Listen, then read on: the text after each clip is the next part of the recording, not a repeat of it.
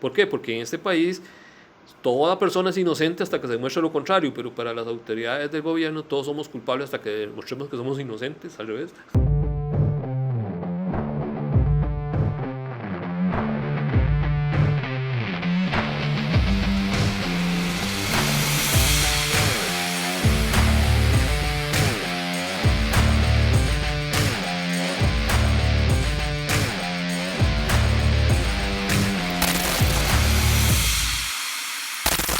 Caballeros, ¿cómo están? El día de hoy con otro capítulo muy interesante. Yo estoy seguro que va a dejar bastante aprendizaje para las personas también. Ojalá sea un tema de mucha profundidad, ¿verdad? Que busquen también pues seguir investigando ahí, porque sí es algo que nos compete a todos, por lo menos los que estamos dentro del gremio de portación, ¿verdad? Y todo aquel que esté interesado eventualmente en iniciar en este mundo de las armas de fuego. Que viene muy ligado al tema legal que hemos conversado en otras ocasiones. El tema que nos trae hoy a la mesa es decomisos de armas. Vamos a verlo desde la óptica de un especialista, ¿verdad? Don Carlos, que nos acompaña hoy. Y si gusta, don Carlos se presenta para el público. Bueno, mi nombre es Carlos González, soy abogado, máster en Derecho Penal, Derecho Procesal Penal, con un posgrado en Derecho Penal Acusatorio. Me dedico especialmente a esto, de trabajar en los decomisos administrativos, legítima defensa, la vía penal. Ese es más que todo el trabajo mío, generalmente. Muchas gracias, don Carlos, por acompañarnos. Don Eric. Muchas gracias a don Carlos por acompañarnos el día de hoy. Un tema fundamental en todo lo que tiene que ver con la defensa y el uso del arma del fuego. Quiero aprovechar para agradecerle infinitamente a todas esas cientos de personas que nos están escribiendo, que están haciendo su reporte de que ya escuché el podcast, qué bueno esto. Está generando, Eduardo, una discusión entre ciertos sectores, entre ciertos grupos. Nos saludan en la calle, nos piden fotos, como le pasó a Esteban. Foto, no. Es el de los autógrafos. Él dice, ¿verdad? Que ya famoso.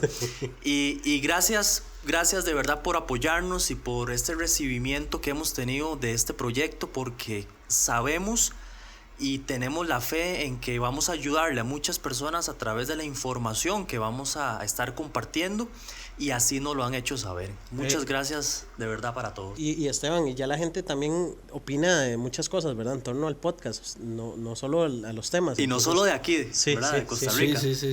Sí, y queríamos tocar este tema porque hace no muchos episodios tuvimos el tema de los retenes policiales, y entre varios de los comentarios quedó ahí como un sinsabor de que la gente esperaba que se comentara el tema de los decomisos administrativos. Lo que pasa es que es muy difícil, hay temas que es muy difícil abarcar en una sola sentada, porque no sé, nos irían 2, 3 horas, 4 horas conversando, pero sí no le queríamos dar mucha larga porque sabemos que es un tema que dejó ahí a varias personas con la inquietud y querían escuchar comentarios de eso, pero también queríamos tener la oportunidad de hacerlo con alguien que nos dé cátedra, porque y creo que hay pocas personas en el país que nos pueden dar una cátedra del tema de los decomisos como don Carlos. No, y tal vez ahí apuntar algo que es importante, que cada tema se vaya viendo y se desmenuce, ¿verdad? Como tal, porque a veces hay temáticas que son muy generales, y en esta parte legal hay cualquier cantidad de temas en torno a la defensa, a las armas y demás. Y los decomisos se merece un capítulo solo para eso. Entonces, don Carlos, de nuestra parte, téngalo por seguro que estamos muy ansiosos, muy, ¿cómo se llama? Curiosos, ¿verdad? De todo lo que es, desde cómo y qué representa un decomiso, hasta eventualmente cómo comportarnos o qué hacer después de. Entonces, pues adelante, ¿verdad? El capítulo es todo suyo. Bueno, vamos a empezar a hablar de los decomisos administrativos. Según la ley, en la ley de armas no aparece el decomiso administrativo. Eso no está en ninguna ley, habla sobre decomisos administrativos. La ley de armas, en el artículo 83, habla sobre los decomisos. Y el 85, la forma en que se deben hacer los decomisos. ¿Qué pasa? Bueno, mucha gente habla sobre los decomisos, que van en su vehículo, que los paran en un retén y que les hacen el decomiso del arma aún teniendo los papeles al día. Eso es muy, muy, muy frecuente. Hasta caminando también podría ir una persona. Caminando en la calle, en todos lados. He llevado casos de personas que dicen, no, yo estaba frente a tal restaurante, estaba esperando ahí y me detuvieron, me quitaron el arma. Muchas veces lo que a veces la gente se molesta es, le piden los documentos. ¿Qué tiene ahí? Un arma. Piden los documentos, están al día y dicen, vamos a hacer el decomiso del arma. ¿Por qué? Porque están en una zona conflictiva, dice. Entonces, se las traen y ahí les quitan el arma. ¿Qué lleva cada vez que se hace un decomiso de arma? Cada vez que le hacen un decomiso del arma, pues ya le hicieron un informe policial. Entonces ahora, el artículo 7, inciso de la Ley de Armas y Explosivos dice que las personas que tienen antecedentes policiales o judiciales no pueden tener armas ni portar armas. Entonces ya con solo ese pequeño detalle ya le quitaron el permiso de portación de armas. Abren un proceso en control de armas para quitarle la aportación de armas. Simple y sencillamente solo porque le hicieron el documento. Don Carlos, tal vez como para irnos a la fuente de ese tipo de situaciones. Ya hemos hablado otras veces del tema de los retenes policiales, por ejemplo, pero ¿hasta dónde llega la labor de un oficial de que si usted está, por ejemplo, como dice usted, estacionado enfrente de un restaurante, que lleguen y lo aborden, le hagan la requisa y eventualmente incluso lo detengan, como usted dice? Si lo podemos ligar a esa noticia criminis que sabemos que tiene que ser fundamental para que lo puedan hacer. Primero, la noticia crímenes, ¿qué es una noticia crímenes? Bueno, es que habla de un delito que acaba de suceder. Porque no vale el de un mes, no vale el de un año, el del año pasado, esa no vale, vale el reciente. ¿Por qué lo digo? Porque la sala ya lo ha declarado hace un tiempo, creo que fue en el 2020, que dio un fallo ahí, donde decía que la Policía de Fronteras hacía unos retenes porque se daban muchos homicidios por el lugar, porque había tráfico de armas y demás.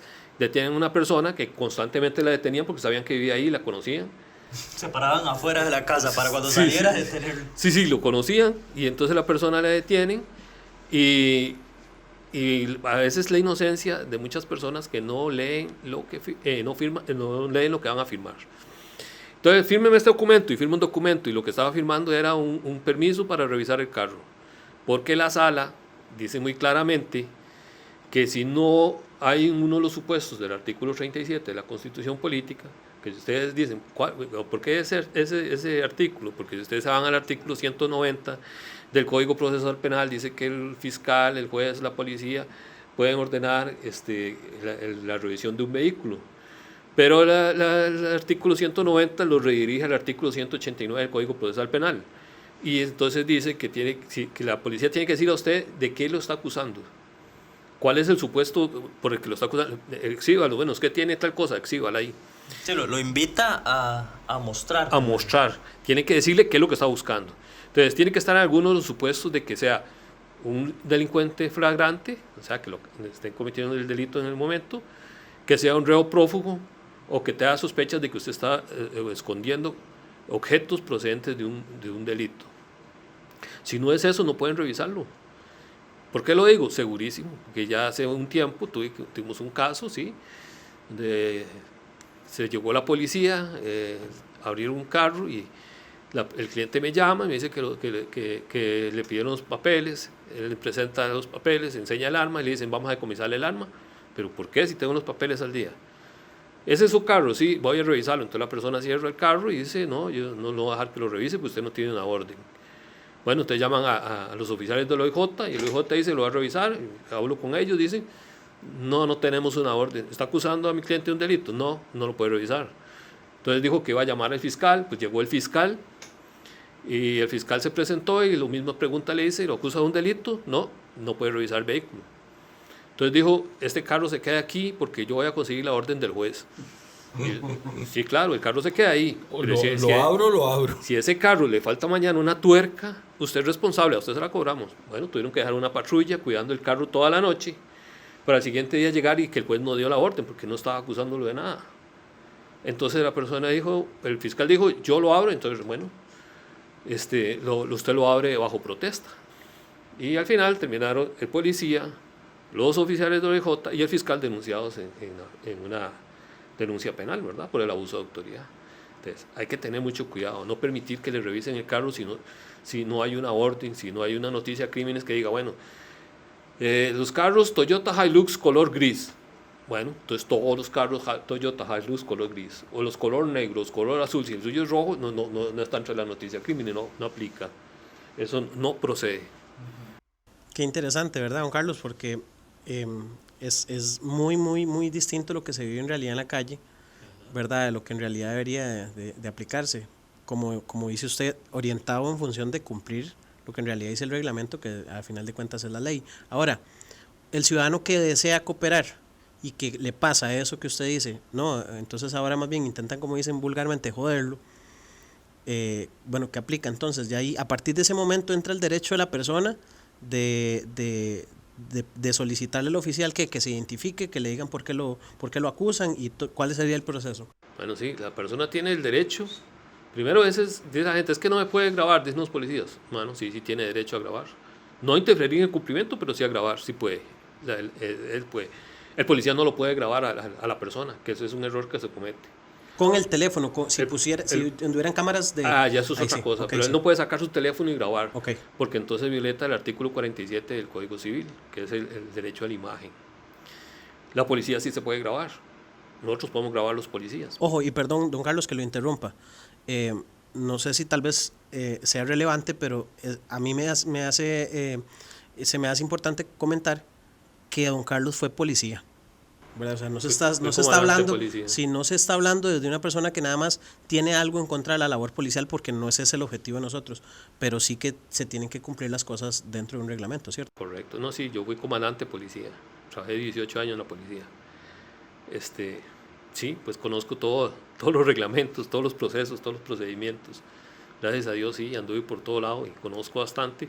Y tampoco, yo no es que estoy en contra de la policía, estoy en contra de los policías que hacen mal el trabajo. En contra de eso sí, porque abusan de la autoridad, pero en contra de los buenos policías no, para nada. Hace poco, perdón Eric, pero hace poco un amigo mío, veníamos escuchando un podcast, Eric, el último episodio, y precisamente en el carro me decía, Eduardo, yo puedo hacer una llamada en cuanto a mí me detienen la policía, porque me contó una anécdota de una de las policías del país que lo detuvieron y que los oficiales en ningún momento le permitieron llamar porque él, digamos, lo encontraron con una cuchilla que era de trabajo, él es electricista. Entonces él lo que estaba era intentando llamar a su jefe para decirle, vea, me tienen aquí detenido y no me quieren justificar es correcto, la cuchilla. Es inclusive. correcto, ajá. Entonces, y no lo dejaban hacer la llamada. Entonces, esa consulta a mí me quedó en el aire y se la hago entonces al experto. Toda persona tiene derecho a ser representado por un abogado desde el momento en que lo detienen. En el mismo acto ya tiene derecho a tener un abogado que lo represente. Así está en el Código Procesal Penal, en el artículo 13, creo. Ahora, si él no decide llamar a un abogado, sino que llama a su jefe para intentar explicarle por qué primero no llega, segundo, justificarle incluso a los mismos oficiales, sí, yo ando una cuchilla, pero es de trabajo, ¿qué aplica en ese caso? También podría, o sea, es libre de hacer la llamada. Mientras no esté detenido, sí. Digamos, ya cuando lo detiene, pues le quitan el teléfono y demás. Pero mientras no le digan que está detenido, tiene derecho a llamar. Y esa detención tiene que venir justificada de un presunto delito. Por supuesto, sí, tiene que tener un fundamento legal. Sí. Correcto. Sí, es importante mencionar que muchos de nuestros oficiales de policía, yo lo viví en la calle y lo he visto desde afuera, padecen de un desconocimiento en lo que tiene que ver con las leyes. El policía de calle muchas veces no sabe cuándo sí o cuándo no hacer unas cosas. Ojo, esto no justifica que hagan abusos de autoridad, pero sí hemos notado muchas veces como que esa es la constante. Y existe un asesor legal, ¿verdad? Una persona a la que el oficial llama o comunica o contacta para pedirle el asesoramiento. Y es ahí donde a veces este asesor legal hace o induce a que cometa algún error, y es ahí donde el oficial de calle también se ve muchas veces envuelto en un proceso, un problema por aceptar lo que inclusive el superior le indicó. ¿Qué es un asesor legal, don Carlos? Para si nos comenta. Bueno, es un abogado que trabaja directamente para el Ministerio de Seguridad Pública. ¿Qué es lo que pasa? Que muchos de ellos pues sacan el carnet de abogados y ya no estudian más. De hecho, la vez pasada tuve que ir a ver un caso ahí al Ministerio de Seguridad Pública y me decía, uno de los asesores legales ahí me decía, oye, usted tiene una oficina aparte, ¿sí? yo no podría. ¿Pero por qué? Y es que porque aquí tengo un salario mensual, dice, y lo único que sé es ser asesor legal, ¿verdad? El derecho es constante, hay que actualizarse día a día.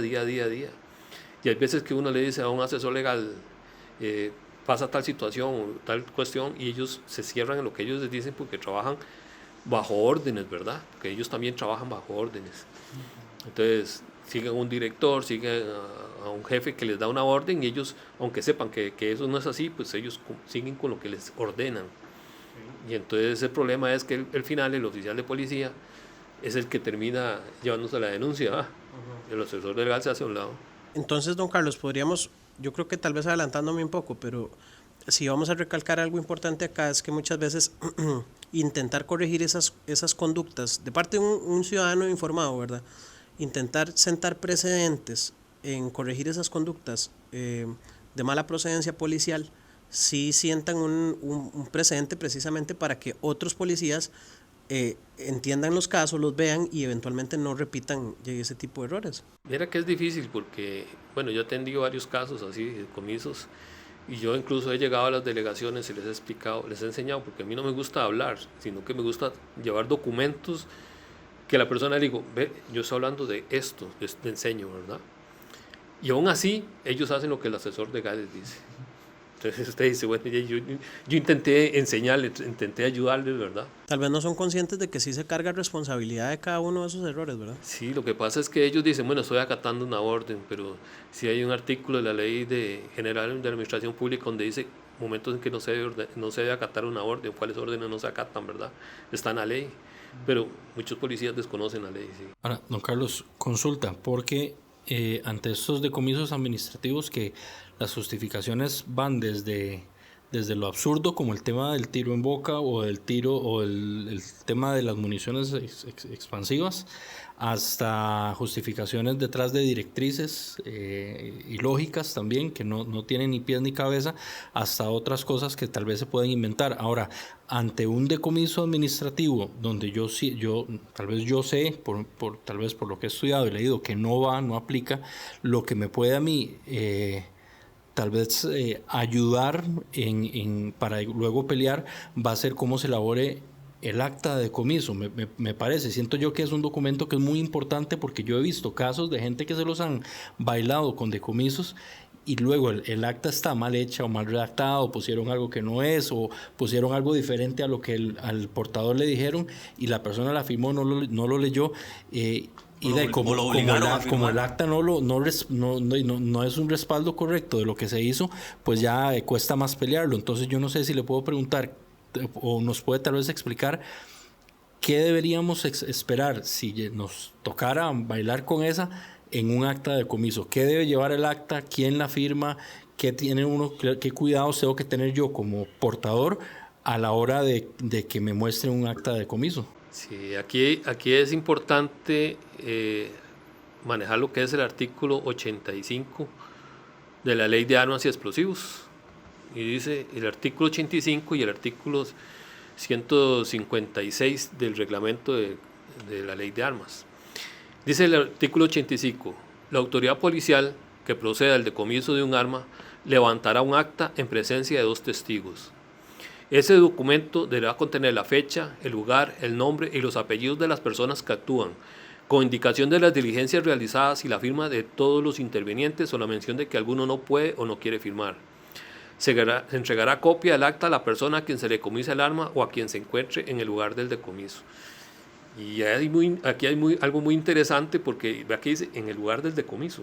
Eso le iba a preguntar, porque he oído casos de que los oficiales no quieren confeccionarla en el lugar del decomiso, no, vamos a la delegación y lo hacemos allá, pero eso no, entonces está incorrecto. Claro, y hay veces que ni siquiera entregan copia del acta, eso es ilegal, tienen que entregar la copia del acta de decomiso.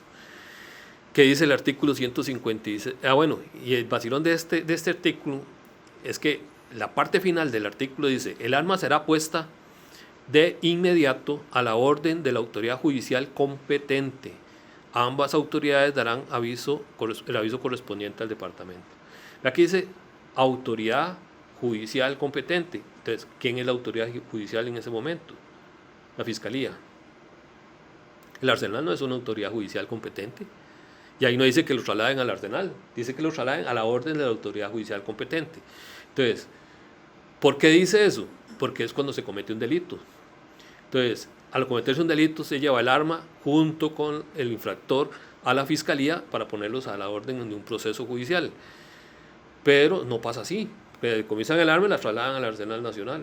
El Arsenal Nacional no es la autoridad judicial competente. O sea, toda la figura, desde que empezó el capítulo, es decomiso administrativo, primero no existe esa figura legal. No está en la ley. Y a nivel operativo, tampoco se está haciendo bien el procedimiento.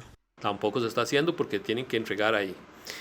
Vean lo que dice el artículo 156 del reglamento de la ley de armas. Dice, en todo procedimiento de decomiso de un arma, la autoridad policial competente deberá levantar un acta consignando lugar, fecha, hora, nombres y apellidos de la persona a quien se le decomisa el arma, características e identificación plena del arma, nombre, apellidos y demás calidades de las personas que actúan, indicando las diligencias realizadas. Se entregará una copia del acta de decomiso a la persona interesada. De todo lo actuado se hará informar al departamento en forma inmediata por las autoridades competentes, atendiendo las directrices dadas por el departamento. Vea que dice que entregarán copia del acta, no las entregan. Hay que ir a rogar. Bueno, vaya a la delegación. ¿Qué pasa? Aquí hay otra cosa importante. La persona no está por un delito, está porque la policía dice, bueno, es que tiene todos los papeles, pero estamos decomisando armas. Entonces, la persona no cometió un delito, lo esposan y lo llevan en una patrulla hasta la delegación. Lo están privando de la libertad. Ya hay un abuso de autoridad. ¿Por qué lo están esposando? Y después dicen, no es que no está detenido, claro, llevan un cajón. Eso pasa en algunos casos. En otros les dicen, llegue a la delegación y vaya por la copia. Vaya entre una semana, vaya hasta el día. Eso no es así, te regalan en el momento el acta. ¿Y cuál sería entonces el ideal de proceder por parte del ciudadano que tiene que identificar esas conductas erróneas? Porque para eso estamos aquí, ¿verdad? Para informar un poco. Pero entonces, ¿cuál sería el consejo, don Carlos, ahí? O sea, ¿qué tiene que hacer la persona? ¿Llamar a un abogado para que lo asesore? Llamar al abogado, incluso llamar al supervisor del policía en el acto. Puede pedir que llegue un supervisor para hablar con él o solicitar la colaboración de un abogado que lo asesore, ¿verdad? Porque el acta se debe entregar en el acto, no una semana después ni nada. Lo que pasa es que las actas de decomiso, bueno, cuando yo estaba en la policía las hacíamos a mano ahí mismo. Y ahora que van a la delegación porque la tienen que hacer en una computadora y solo así las pueden imprimir y que no sé qué. Sí. Don Carlos, ¿y ese tema de los testigos lo aportan ellos o uno puede aportar testigos para el acta? No, y tienen que ser dos personas que firmen como testigos. Por lo general lo hacen ellos y ponen dos policías de testigo. Ahora están haciendo una cuestión de que dicen que se lo llevan a un armero. Hay que tener cuidado con esos que andan de cargadores 17 y andan uno en boca. La ley no dice que no se pueda andar al arma con un tiro en boca, no está especificado en la ley. Y hay un principio general de derecho que rige el derecho privado que dice lo que no está prohibido está permitido. Entonces la ley no dice que no se pueda andar tiro en boca. Y la ley dice que el cargador tiene que ser de 17 tiros, pero no dice que no puede tener más uno. Sacan el arma, la llevan a la delegación, un discarmero hace como una revisión, mete el tiro a la fuerza en el cargador y ya por eso tiene un proceso por violentar la ley de armas. Creo que están hablando del 89, sí, el artículo 89 de la ley de armas, y tiene una pena de 4 a 8 años de prisión. Hay que tener cuidado con eso. Sí, a la persona a la hora que, o sea, hasta el procedimiento, a quién le estoy entregando yo el arma, saber qué es en realidad lo que porto, porque es lamentable, don Carlos, el comentario que voy a hacer, pero hay personas que lamentablemente desconocen hasta eso, hasta qué tipo de munición portan. Muchas veces la compran solamente porque vieron ahí como que esa es y no saben defender la diferencia entre un tiro expansivo y lo que el policía muchas veces interpreta como explosivo, ¿verdad, Eric? Entonces es muy delicado, o sea, hay que en realidad afilarse mucho para poderse defender uno en la calle. Sí, porque digamos, se da mucho de que la policía dice que va a decomisar porque la munición expansiva le dicen que es explosiva. Y es totalmente diferente. Una cosa es la munición explosiva y otra la expansiva.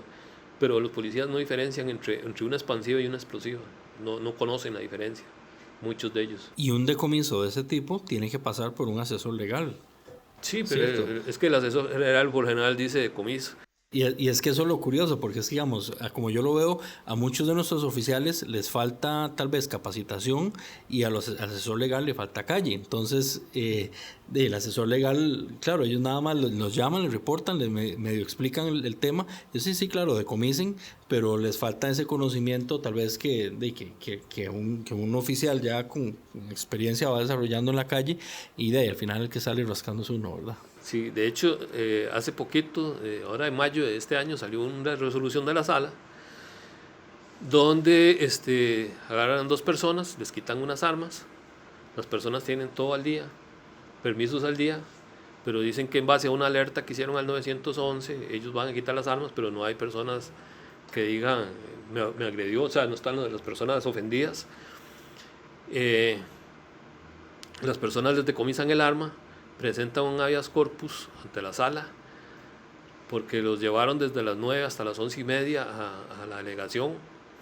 Ahí los soltaron y los dejaron que se fueran, que después tenían que darle venir por el acta de comiso, y salieron a las 3 de la tarde por el acta de comiso.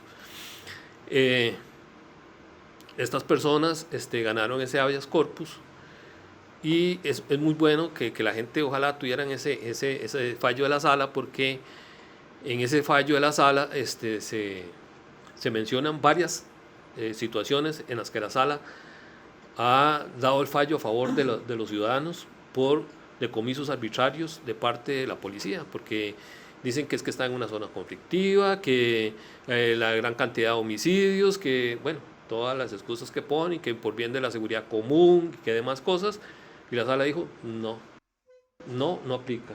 ¿A dónde podemos encontrar ese fallo, don Carlos? ¿Usted no existe? ¿Eso está disponible en algún link como para colgarlo ahí en el episodio, en la descripción, para que le quede ahí de referencia a la gente que pueda tener acceso al eso se puede conseguir en Nexus del Poder Judicial.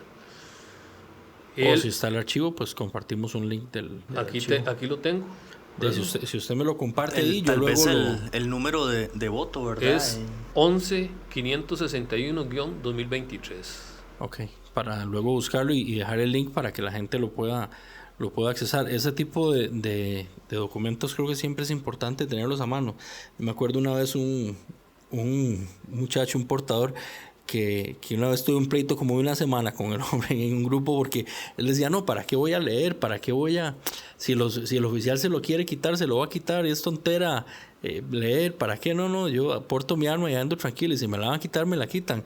Pero mucha gente no entiende lo importante de conocer este tipo de cosas y de muchas veces el solo hecho de que tal vez un oficial vea que uno no está completamente detrás del palo, ya le puede tal vez ayudar a salvar la tanda ahí, si ellos ven que uno tal vez por lo menos se defiende más o menos con conocimientos con algo tan simple como el tema de la munición explosiva y expansiva, que uno pueda citar el artículo de la ley de armas, donde dice, no, es que en el artículo tal, entonces ya dice, la pucha, bueno, y ya tal vez no sé si conoce, voy a preguntar y asegurar. Me parece que es tan importante por lo menos estudiar este tipo de documentos. Sí, no, este tipo de votos es muy importante.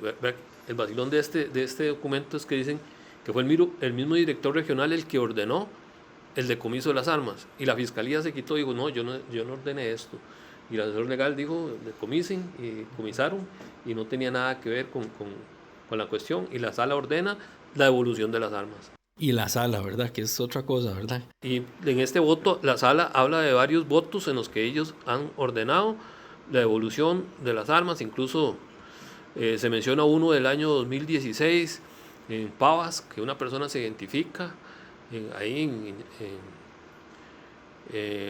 ¿cómo se llama? En la parte de abajo de Pavas. Lomas de Pavas. Un abastecedor se identifica, la persona dice que sí, que tiene arma, enseña los papeles, le decomisan el arma por estar en una zona conflictiva, pero la sala dice no han mencionado que no tenga ningún impedimento, que no haya cumplido con algunos requisitos legales para portar el arma, y todo está en orden y no tiene antecedentes, cooperó con la policía, mostró el arma, tenía papeles al día, devuelvan el arma. Y esos fallos se ganan en la sala porque no hay un fundamento legal para el decomiso. Quiere decir entonces que eso que hemos escuchado como portadores legales, de que eventualmente si se declara zona caliente un lugar por parte de la policía, el decomiso en ese momento sería 100% ilegal. Por muchas razones. No solo porque la zona caliente no es una noticia criminis, digamos, concreta como tal. Y segundo, como pasó una vez, que declaran zona caliente un lugar en específico, incluía una calle, una carretera, y ahí transitan vehículos con personas que ni son de ahí, ni saben que está declarándose zona caliente en el momento. Ni siquiera se les ha informado de que es zona caliente. Y solo el hecho de pasar y por mera coincidencia, ya en algún momento el ministerio quiso justificar como un decomiso. Y yo quisiera mencionar algo que pasó hace mucho tiempo. Estando Gustavo Mata como ministro en la administración de don Luis Guillermo Solís del PAC, yo recuerdo a un asesor legal decir: vean, a nosotros el ministro nos dio la orden de que sacáramos las armas de la calle a como dé lugar. Y como casi no hay denuncias en contra de los decomisos, nosotros preferimos decomisar todo y después resolvemos. Y a los que denuncian, muchas veces la denuncia es devolverles el arma, nada más.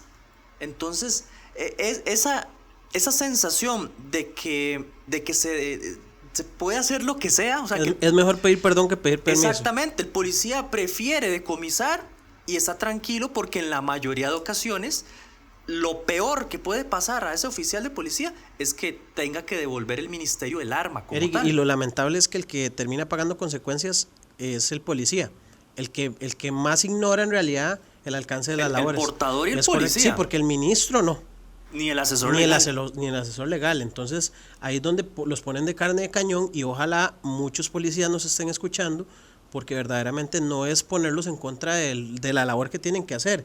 No, nosotros como portadores estamos en toda la disposición de que verdaderamente más bien la ley se cumpla como tiene que ser, pero que se cumpla para bien y parejo, ¿verdad? Sí, es importante este fallo porque incluso aquí dice sobre la libertad de tránsito y los retenes policiales. Esta parte que dice aquí dice: para proceder a la revisión del interior de un vehículo en este tipo de controles policiales, se requiere necesariamente el consentimiento libre y expreso del conductor, lo que implica que no puede ser coaccionado de forma alguna. La policía debe actuar conforme a protocolos específicos donde establezcan las condiciones, forma, presupuestos, etcétera, que puedan realizarse los controles como el motivo de este recurso. Dice: la vigilancia en carretera no constituye una actuación ilegítima o arbitraria en sí misma, pero debe estar necesariamente relacionada con la investigación de un hecho delictivo y realizarse con criterios de razonabilidad, lo que implica que se ejecute tomando en consideración las circunstancias de cada caso en particular. ¿Verdad que eso sería por medio de una noticia de crímenes o una orden de allanamiento, ¿verdad? Entonces, las noticias de crímenes nunca son abiertas, que se trate a todo el mundo indiscriminadamente. Tienen un objetivo, tal característica. No puede ser a todos los vehículos que pasan. Si no, ahí sería un estado de excepción, como pasó allá en el país vecino. Claro, exacto.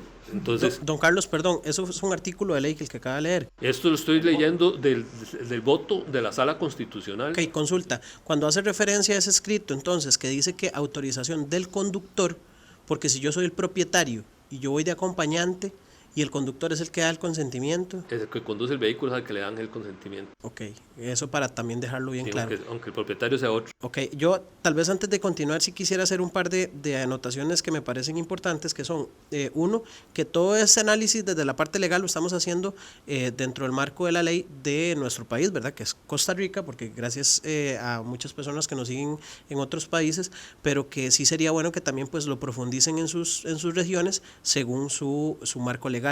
Y otra parte que me parece bastante importante acá es que en realidad lo que estamos dejando es el precedente para muchos casos de análisis, porque o sea, decomisos se han dado por muchos motivos en la parte administrativa, como lo dicen. ¿De dónde viene el interés de nosotros de desarrollar un tema de estos?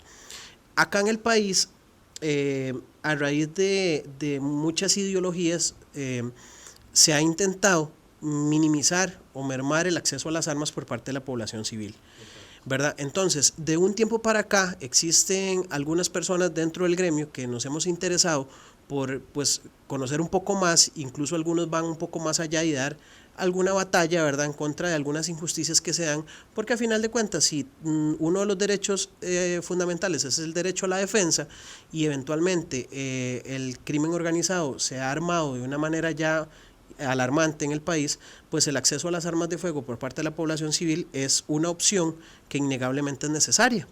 Entonces, por un tema de cultura aquí en el país se ha intentado mermar el acceso a esas armas mediante reformas de ley, ¿verdad? Que, bueno, pues dentro de un país democrático sí se han discutido en un plenario, pero que lamentablemente por tendencias de algunos partidos políticos se ha intentado legislar a través de decretos o de a partir de, ¿cómo se llama? De directrices administrativas, que recaen en la parte operativa del Ministerio de Seguridad. Entonces, eso nos tiene hoy aquí en la mesa, hablando de decomisos que no están y no tienen un fundamento de una figura legal, y que entonces estamos hablando de algo que en la ley prácticamente ni siquiera existe, para dar un poco de contexto de la importancia del capítulo de hoy. Estas directrices, si ustedes las buscan en la ley, no aparecen.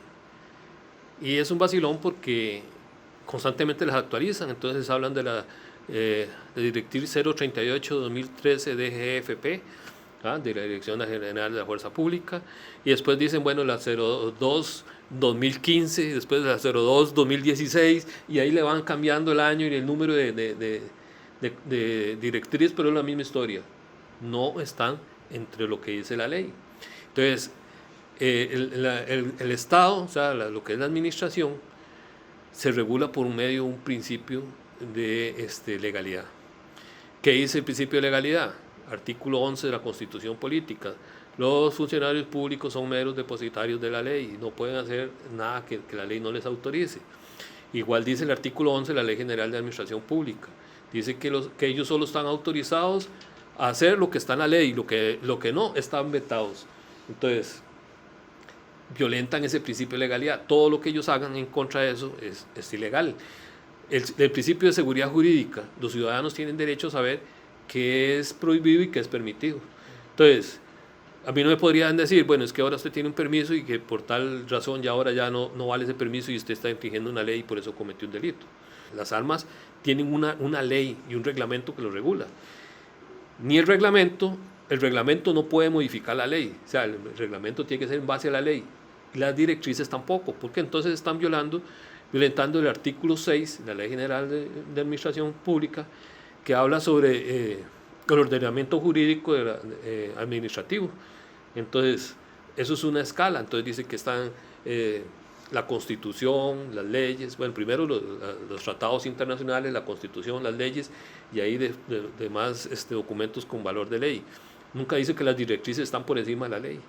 Y eso es lo que han hecho, meter directrices que son contrarias, y lo saben que son contrarias a la ley, pero la siguen haciendo. Pero ¿qué es lo que pasa? Que los ciudadanos se quedan callados. Sí, y eso es utilizar el juego y las reglas a su favor, porque como tal vez saben que hay mucha gente que desconoce las reglas, entonces le pasan por encima. Y don Carlos, usted me corrige, pero algo que a mí me llama mucho la atención es que, por ejemplo, un decreto de ley, cuando se aprueba y demás, ¿verdad?, que ya queda constituido como tal, hay que publicarlo. En la Gaceta. En la Gaceta, es un medio de publicación masivo, ¿verdad?, acá en el país. Una directriz no tenemos forma de saberla, o sea, nadie se le informa de que tal directriz se aprobó y listo. Nosotros, como dice, tenemos un correo de brujas que a veces nos llega un WhatsApp dándonos cuenta de cosas que ayer no y hoy sí. Esto es constante. Por ejemplo, hace poco, en el 2020, hicieron un criterio jurídico en el que dice que los informes policiales no los borran hasta dentro de 10 años. ¿Cuál ley respalda eso? No existe. Seguridad Pública no tiene un respaldo que diga que la ley le permite borrar hasta dentro de 10 años. Tendría que ir a la ley de registros y archivos judiciales. Y dice que las penas que sean inferiores a 3 años se deben borrar inmediatamente. Ahora un informe policial que ni siquiera está cometiendo delitos. Ni siquiera se judicializó.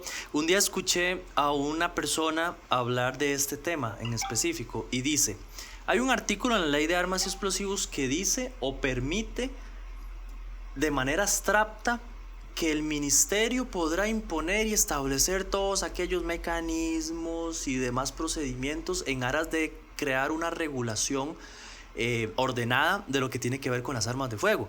Podríamos intentar calzar en esa idea o artículo tan abstracto este tema. y qué podemos hacer como ciudadanos para, como decimos popularmente en Costa Rica, traernos abajo esa posibilidad de etiquetar o sentenciar a una persona por tanto tiempo. Ok, primero, el tener un registro de una persona por tanto tiempo, se podría decir casi que es una pena perpetua, ¿verdad? Porque estamos hablando de situaciones que ni siquiera son delito. Por ejemplo, yo asilo porque yo veo mucho que, bueno, gente que consume droga, por ejemplo, que fuman marihuana, los agarran con un cigarrillo y les hacen un parte que dura 10 años para borrarse. Pero es que si usted va a la ley de psicotrópicos, ni siquiera es delito consumir. ¿Ve? Entonces, no es delito. Entonces, ¿por qué tienen eso ahí? Digamos que consumía en un lugar público donde sí estaba prohibido y se le decomisa. Una contravención. Pero aún así no se judicializó nunca, ni el juez lo condenó y ya el ministerio lo está condenando con restringirle ciertas posibilidades de accesar un arma. Exacto, y no solo eso. Yo he llevado casos ante control de armas explosivos en los que una persona le dan un sobreseimiento definitivo. Y hemos presentado ahí los recursos y todo, y cuando contestan dicen que es que a una persona le dé un sobreseimiento definitivo no significa que es inocente. Es simple y sencillamente que no hubo pruebas para condenarlo. Pero si nos vamos al Código Procesal Penal, dice que se acaba el proceso legal y que ya no lo pueden seguir, entonces no hay una sentencia contra la persona, entonces es inocente. ¿Por qué? Porque en este país toda persona es inocente hasta que se demuestre lo contrario, pero para las autoridades del gobierno todos somos culpables hasta que demostremos que somos inocentes, al revés. Qué difícil, porque es que también todo eso, a final de cuentas, para los usuarios se traduce en gastos de tiempo, de dinero, de cualquier cosa, porque uno dice, bueno, sí, es que hay que pelear y hay que traerse abajo todo eso y hay que luchar contra todas esas ilegalidades, pero muchas veces no se hace porque eso implica gastos bastante considerables. Entonces uno dice, bueno, ¿qué es más barato? ¿Verdad? ¿Cuál es el menor de los males? Sí, y es que qué difícil, porque un proceso por medio de asesoría legal se nos va de millones para arriba, ¿verdad? Entonces, claro. Entonces queda uno como de manos atadas, ¿verdad? Porque uno quisiera, si fuera tan solo como ir a llenar un formulario, yo voy todas las semanas y lleno uno y la otra semana lleno otro hasta traerme eso abajo, pero no es tan fácil. Entonces lo amarran a uno y al final queda uno sujeto a todas esas arbitrariedades que ellos imponen, ¿verdad? Sí, no, y el vacilón es que, bueno, la ley dice que, bueno, el Ministerio de Seguridad Pública, por medio del Departamento de Armas y Explosivos, son los encargados de llevar el control y dar los permisos y todo. Pero no dice la ley que pueden hacer como les da la gana. Tiene que ser objetivamente conforme a la ley. ¿Qué pasa con esos procesos? La gente acude a la sala constitucional. Es un vacilón. Se va a la sala constitucional. Y por lo general, los rechaza la sala. Entonces, jurisprudencia en contra de los portadores legales. En lugar de beneficiarnos, más bien nos perjudican cada vez más. Nos disparamos solos. Sí. Sí, es que si hay que hacer algo, también hay que hacerlo bien. Entonces, ¿cuál es la forma correcta? Contencioso administrativo. ¿Por qué contencioso administrativo? Porque es la forma de hacer entender al Estado, digamos, al Ministerio de Seguridad Pública, porque esas directrices son ilegales, que muchas de las cosas que hacen son ilegales, y que hay una ley, porque si usted se va a la sala dice, cuando resuelve dice, es que esto no es constitucional, vayan a las autoridades competentes. ¿Cuáles son las autoridades competentes? El Tribunal Contencioso Administrativo. Don Carlos, tal vez como para también apuntar algo, muchas veces, y esto para tal vez el público que nos ve que no son portadores, todo este tipo de acciones, el ministerio las quiere justificar con una mampara de la mejora en procura de la seguridad del país, ¿verdad? Y nosotros que ya hemos estado ya un ratito ahí, como dicen en el barrio, ya nos hemos dado cuenta que hay más bien un trasfondo político y que lamentablemente lo ideal sería curar esas cosas del ministerio desde adentro hacia afuera, porque lamentablemente hay muchos jerarcas y muchas personas involucradas en temas políticos que sí por conveniencia actúan hacia esa tendencia, ¿verdad? Y que no necesariamente viene respaldado de políticas en seguridad ni tampoco de legalidad como Deje de hablar del señor Celso Gamboa.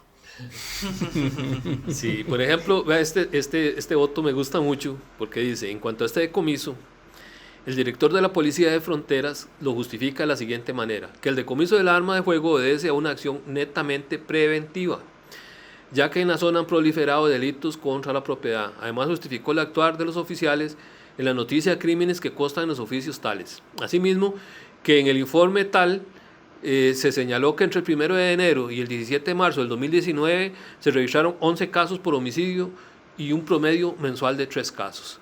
O sea, él está tratando de justificar que por la seguridad común, que de una forma preventiva están haciendo el decomiso de los casos. Pero si nos vamos al por tanto de este voto, que me gusta mucho y se los voy a leer ahí porque sí me gusta que la gente sepa que hay veces que la sala también nos apoya. Dice que se declara parcialmente con lugar este recurso. ¿Por qué parcialmente con lugar? Porque decían que la Fiscalía había ordenado y la Fiscalía se quitó el tiro, nosotros no ordenamos eso. Entonces no atacaron a la Fiscalía, solo al Ministerio de Seguridad.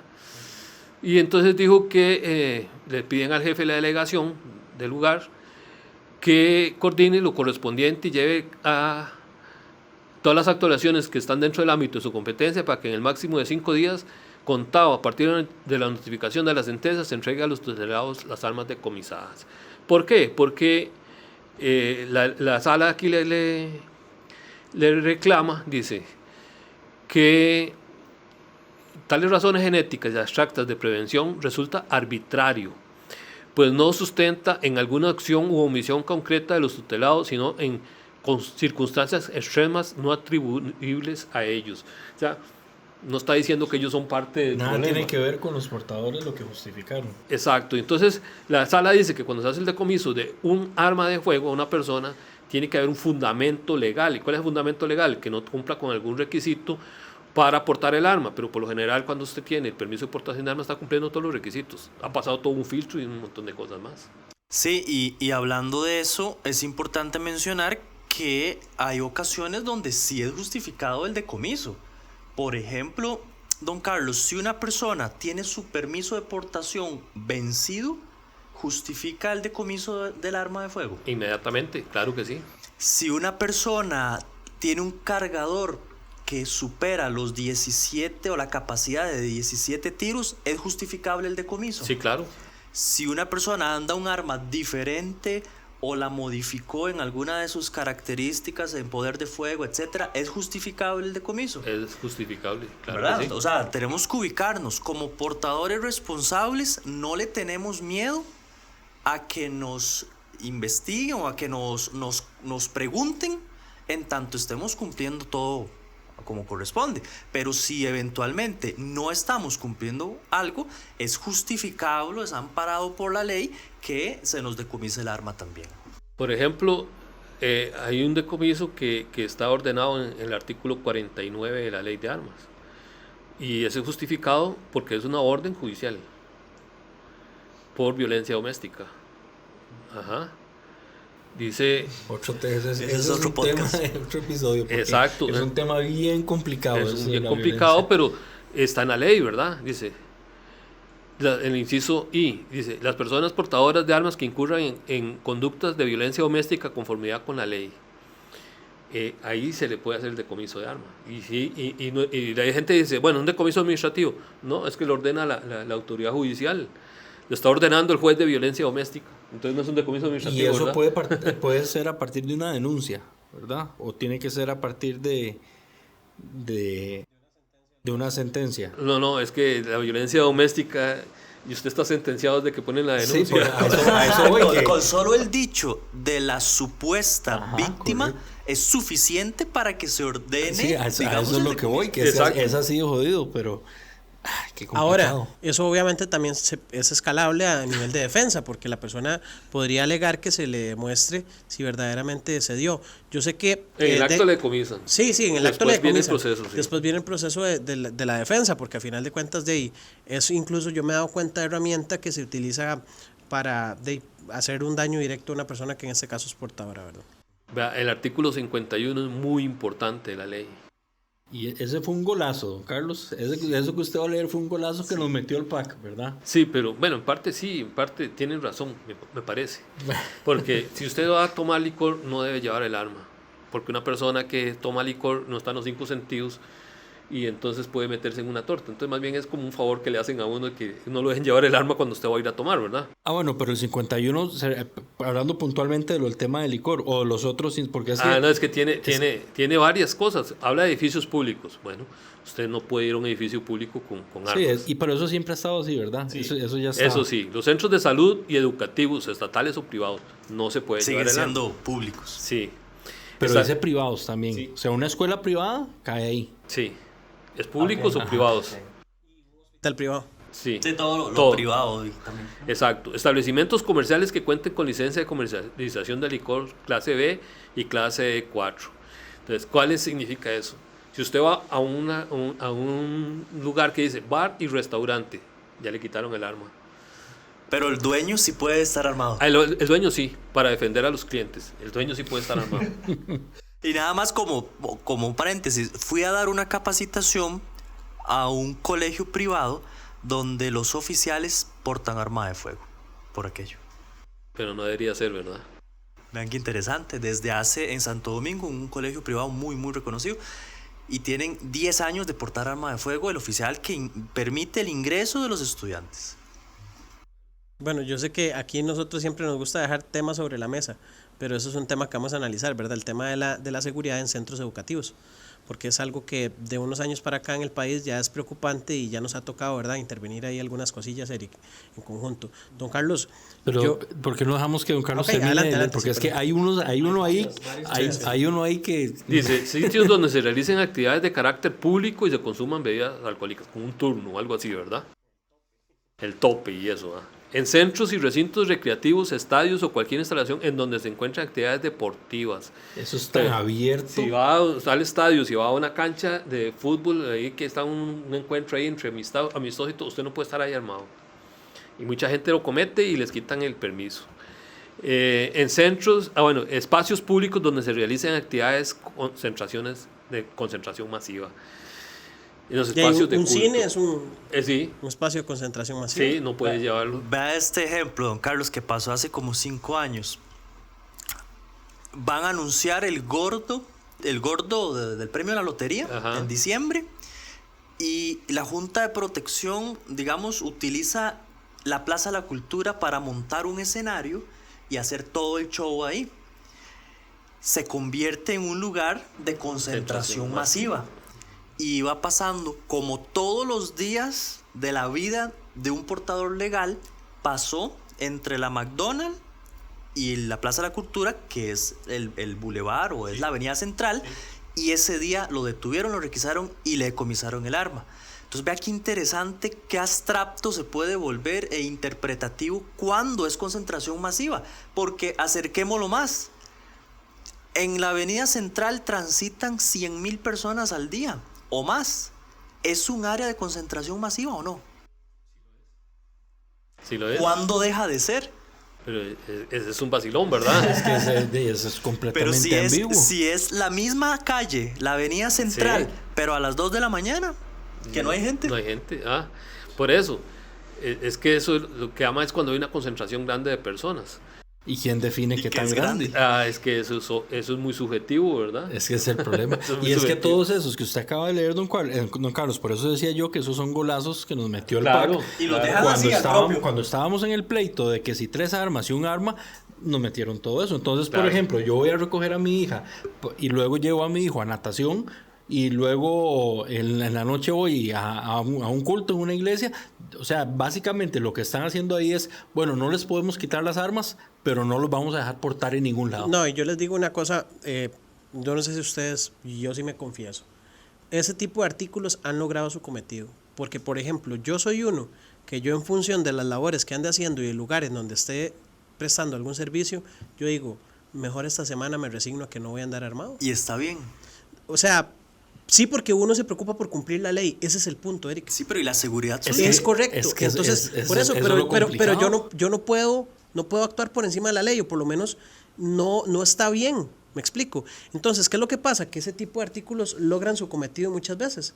Porque yo, si no conociera, si no hubiera leído, me doy por ignorante y actúo en la función que vos decís, en procura de mi seguridad. En procura de mi seguridad. Pero hay semanas en las que yo digo, no, es que yo sé que estoy en tal institución y que toda la semana va a ser así, sabiendo yo muy bien que a veces tengo jornadas en horarios extendidos en donde llego tarde a la casa e incluso prefiero mejor no andar el arma. Bueno, pero es que sí, es que qué complicado porque aquí está, digamos, el diablito del otro lado.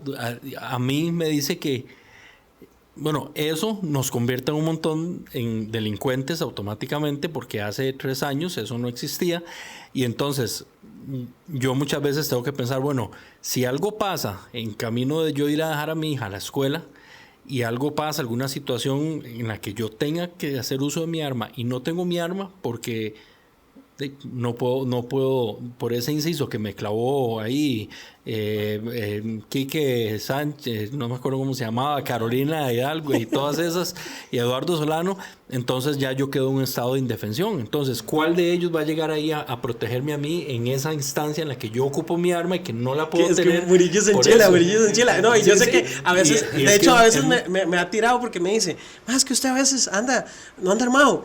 Entonces, pero hay situaciones del día a día que lo acabamos de analizar y le digo, yo prefiero mejor ya no complicarme la vida, porque sí me ha pasado. O sea, y si vamos a respetar la ley, pues esa es la ley. Y yo no le voy a decir a nadie, no, usted haga lo contrario. Vea, por ejemplo, le voy a dar un eso es una caso. decisión personal de cada quien. Final de año me tocó estar trabajando en cárceles de OIJ.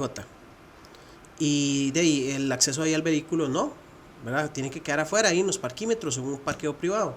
Yo no confío en dejar mi arma afuera, en el carro.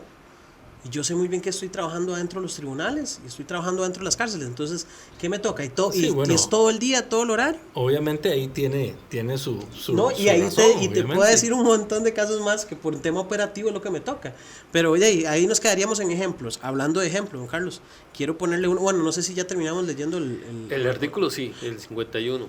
Don Carlos, hablando de casos, quiero hacerle la consulta de un caso muy específico. Cuando se hace el decomiso de un arma, ¿se tiene que decomisar también la matrícula y la aportación? Bueno, la ley en sí no dice eso. Eso está en una directriz. Eso está por medio de una directriz, pero no está en la ley. Porque hay un caso ahí muy curioso de un amigo que le tocó el decomiso de un arma. Y bueno, ya hizo todo el proceso, salió a favor de él. Y a la hora de querer hacer la recuperación del arma, le pedían la matrícula. Y la matrícula ahí donde estaba, decomisada. Entonces prácticamente, o sea, estaba maniatado porque se cayó en un bucle legal que ellos mismos obviamente hacen pues a favor de lo que están haciendo. Bueno, era que eso usted comenta es muy interesante porque yo pienso que muchos fiscales y jueces no están enterados de la ley de armas. Por ejemplo, hemos tenido casos en de que a una persona le decomisan por un proceso legal, le decomisan el arma. ¿Qué pasa a esta persona que se le acaba el permiso de portación? No pudo renovar porque el arma estaba decomisada. Entonces va el juez y dice que le devuelvan el arma. Entonces, bueno, porque hay diferencia en si el arma está en el arsenal y si está en la fiscalía. Si la fiscalía tiene el arma, entonces lo primero que le dicen a la persona es que no le van a devolver el arma porque no tiene permiso de portación de arma. No saben que con la matrícula existe el transporte y que se puede llevar el arma. Entonces le dicen que no, que tiene que ir con una persona que tenga portación de arma. Es que la portación mía no califica para la suya, ¿verdad que no? Pero entonces si usted va, le entregan el arma a usted. Fuera un carro. Sí. No, y don Carlos, y ojo ahí un toque, ¿verdad? También pasa lo siguiente. Le dicen, es que tiene que traer portación. Y usted para renovar portación tiene que llevar el arma para poder renovar portación, pero si está decomisada, ¿cómo lleva el arma? Por eso, entonces lo que le dicen es que tiene que ir con una persona que tenga portación de armas. Pues yo tengo la portación mía, pero no califica para ninguna otra arma. Eso sí no se puede hacer, transportar el arma de otra persona. No se puede, así. Por eso, pero imagínense que eso hacen en los juzgados. Entonces te dice, pero ¿dónde están? ¿Dónde vieron esto en la ley? ¿De qué parte va? No diferencian de que un arma con matrícula se puede transportar. Y no lo saben. Y le exigen que tiene que ir con una persona que tenga portación de arma para entregarle el arma. Ahora, dentro de la parte del decomiso que estamos hablando, decomisan también la funda, el portacargador, los cargadores extra. No tienen por qué, porque primero no hay ninguna ley que diga que usted no puede andar más de un cargador. No dice cuántos puede andar, usted puede andar todos los que quiera. No dice cuánta munición usted puede andar. Nada más dice que los cargadores tienen que ser hasta 17 tiros, nada más. Eso es todo. Pero no dice que, bueno, a mí me gusta a veces andar 3 o 4. y ese es gusto mío. Ahora, don Carlos, para interpretación ahí de la parte de cargadores, porque yo sé que usted nos va a leer un artículo. El cargador tiene que ser de esa capacidad o portar esa capacidad. Porque, digamos, hay armas que ya vienen con capacidad de 19 tiros, el cargador. Yo le meto 10 para andar tranquilo, digamos. ¿Está bien o no? No está bien porque el cargador ya excede. Entonces, ese cargador le aplican el artículo 25 de la ley de armas como arma prohibida. Y entonces le pasan a este artículo 89 de la ley de armas que dice: actividades con armas prohibidas. Se impondrá una pena privativa de libertad de 4 a 8 años a quien posea, adquiera, comercialice, transporte, almacene, introduzca al territorio nacional, nacionalice, exporte, oculte, fabrique, ensamble o transforme. Y se va al inciso C. Dice: municiones prohibidas por los convenios de derecho internacional, sus partes o componentes. Entonces viene a ser una parte del arma, el cargador o un componente, y excede la cantidad. Entonces le aplican el artículo 25 de la ley de armas como arma prohibida y le meten esta pena de 4 a 8 años de ¿Qué es prisión. lo que dice el artículo, perdón, de la cantidad de cargadores, don Carlos? No hay cantidad. Perdón, de la cantidad de munición de los cargadores. Eso está en el artículo 25 de la ley de armas, ya se lo voy a leer. Vamos a ver. Don Carlos, mientras busca ese artículo, ¿dónde queda el tema de la retroactividad para la gente que adquirió un arma? Por ejemplo, una Glock 19X, que tuviera una capacidad mayor a los 17, se adquirió antes de la reforma y de un pronto a otro ya es ilegal. Entonces, ¿dónde queda? Porque usted se topa a un oficial en un retén con un arma de esas y usted le dice: no, es que la retroactividad, y eso ya, ahí es un caso perdido, eso hay que ir a pelearlo después, pero existe ese tema de que la ley no puede ser retroactiva para los usuarios que ya tenían un arma inscrita con esas características previo a la reforma. Que la ley dice que, o sea, el principio general de derecho dice que la ley no es retroactiva en perjuicio de los ciudadanos. O sea, cuando le beneficia sí, pero cuando le perjudica no. Entonces no debería ser, ¿verdad? Pero como dice usted, le van a decomisar el arma, le van a abrir un proceso legal. Entonces, si nos vamos al artículo 25, dice: armas de juego, municiones y explosivos prohibidos. En cuanto al ingreso al territorio nacional, nacionalización, fabricación, tenencia, aportación, uso y comercialización, son armas de juego y municiones y explosivos prohibidos, así como sus partes y componentes.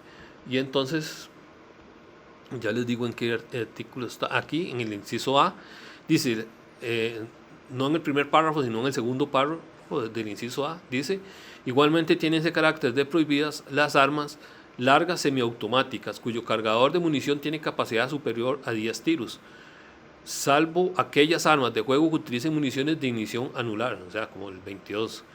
Así como las armas cortas cuyos cargadores de munición ya sean fabricados o estén adaptados sobrepasen una capacidad total de 17 municiones. Los cargadores. Pero si andas 17 más 1, te decomisan.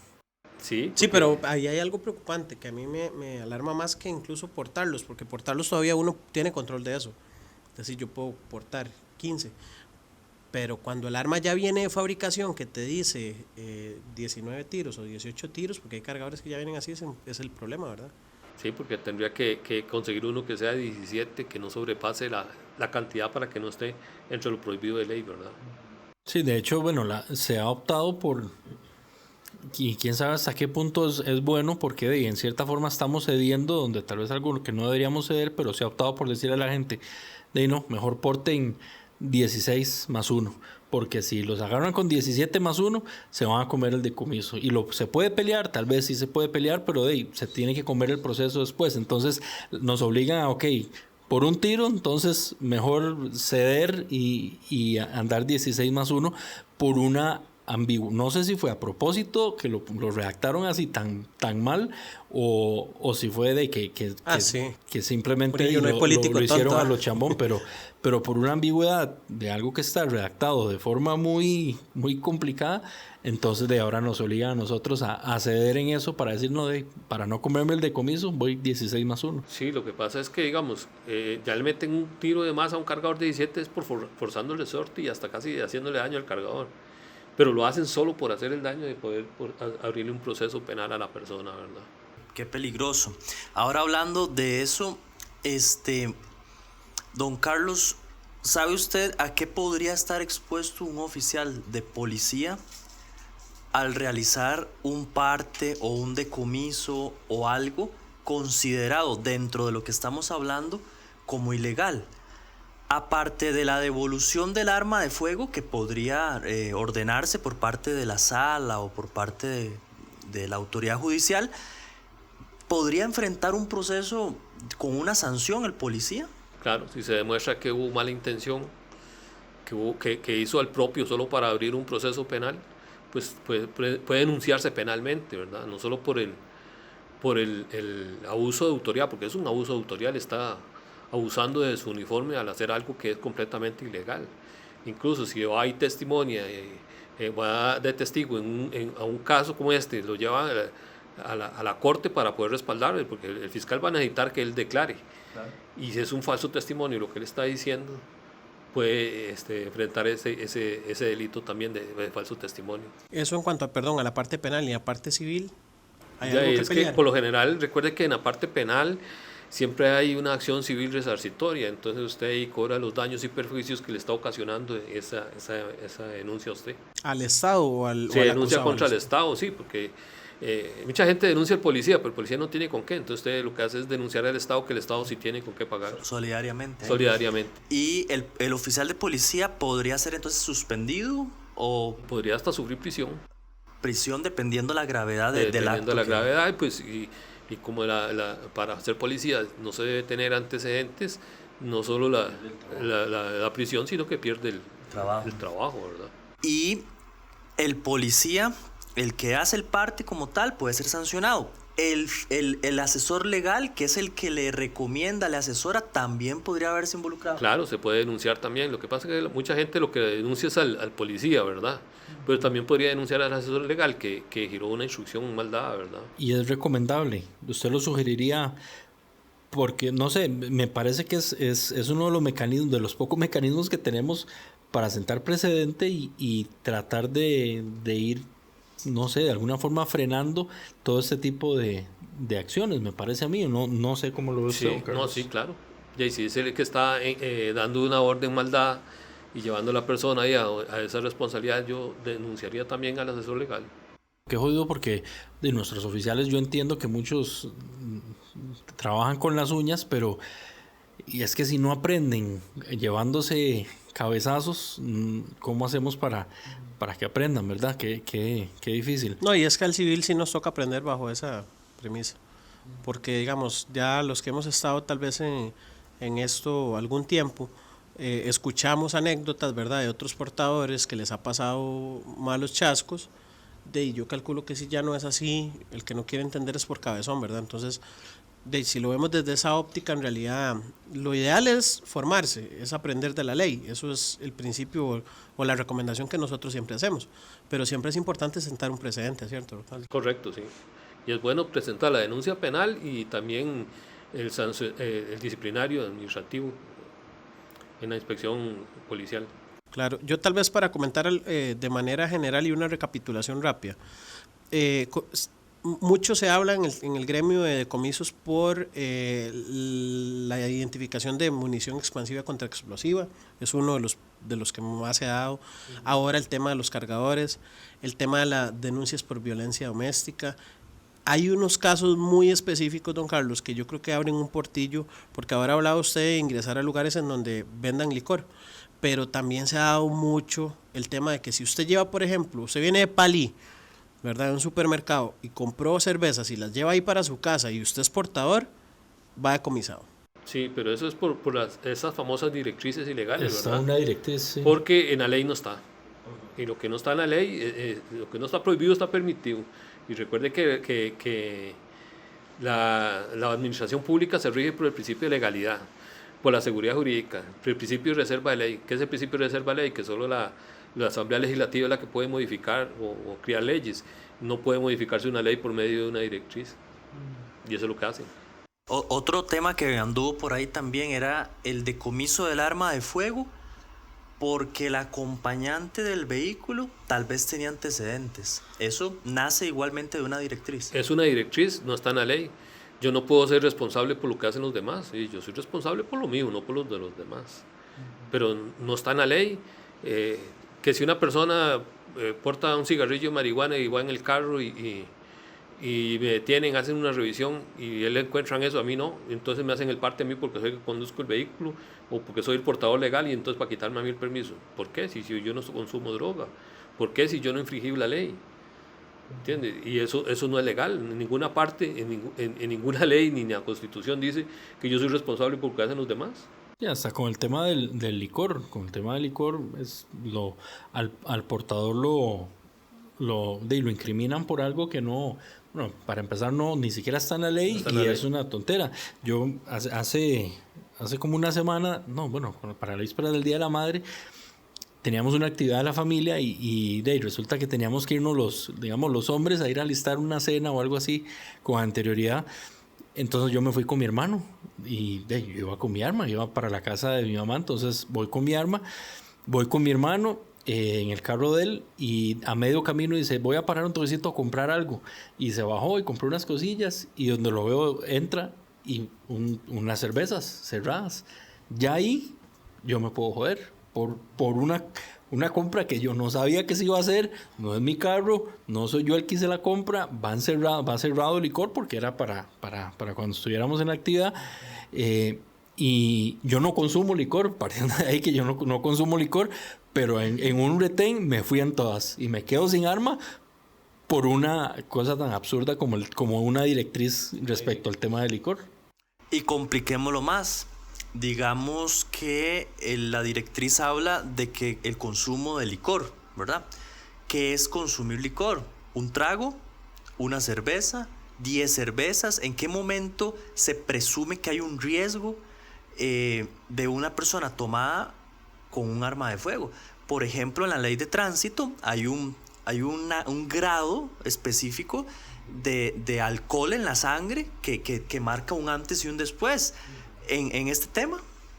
Y si no me equivoco, esa directriz hace referencia no solo al consumo, no sé, no lo tengo muy presente, pero yo creo que aplica para inclusive simplemente transporte de licor. O sea, pueden estar los recipientes cerrados, una lata de cerveza cerrada que a todas luces no se está consumiendo porque para allá a la hora de abrir la lata y usted no la puede O buscar. Hagamos una cosa, póngala usted abierta. Que la lata haya quedado ahí de otro día que sí, se consumió licor y ahí quedó una lata. ¿Cómo demuestra un oficial de policía que la persona que porta consumió o no consumió? Porque todavía el oficial de tránsito tiene un medio, ¿cierto? Sí, y es que aquí en la ley ni siquiera existe eso. Eso es una directriz, dice que aunque estén cerradas, le decomisan el permiso y el arma. Totalmente ilegal, no está en la ley. Ahora, don Carlos, ¿la lucha habría que darla caso a caso o todas esas directrices se pueden meter en un saco y buscar hacer algo? Por medio de un contencioso administrativo hay que pelearlas. Ahí se mete todo. Todas las directrices. Las directrices y los que están en la ley ya sería a través de una reforma de ley. Una opción de inconstitucionalidad. Don Carlos, en el momento, tal vez para contarle un poco a la gente, ya tal vez para ir cerrando también, en el momento en que le decomisan el arma de fuego a una persona, sea legal o sea ilegalmente, ¿qué es lo que sucede?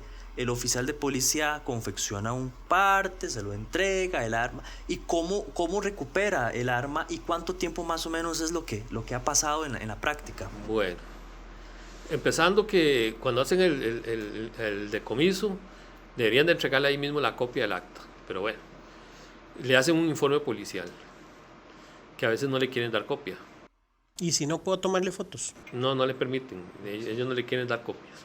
Entonces hay que estar luchando para que le den la copia del parte, para que le den la copia del acta de comiso. Pasa como una semana o 15 días porque ellos tienen unos días, creo que son los jueves, que van a entregar las armas decomisadas al Arsenal Nacional. Tienen cita. Don Carlos, perdón, hacer un paréntesis ahí. ¿Han habido casos en los que yo no tengo un acta, sí me decomisaron mi arma y cómo demuestro yo que me la decomisaron? Bueno. Entonces, hay que pelearlo, ¿verdad? Hay que pelear el acta. Yo lo que recomiendo a las personas cuando me llegan a visitar para que les ayude es que pidan el expediente que tienen el Departamento Legal de Control de Armas y Explosivos, en base al artículo 272 de la Ley General de Administración Pública. Cuando van a pedir el expediente, les dicen a veces, no hay un expediente aquí.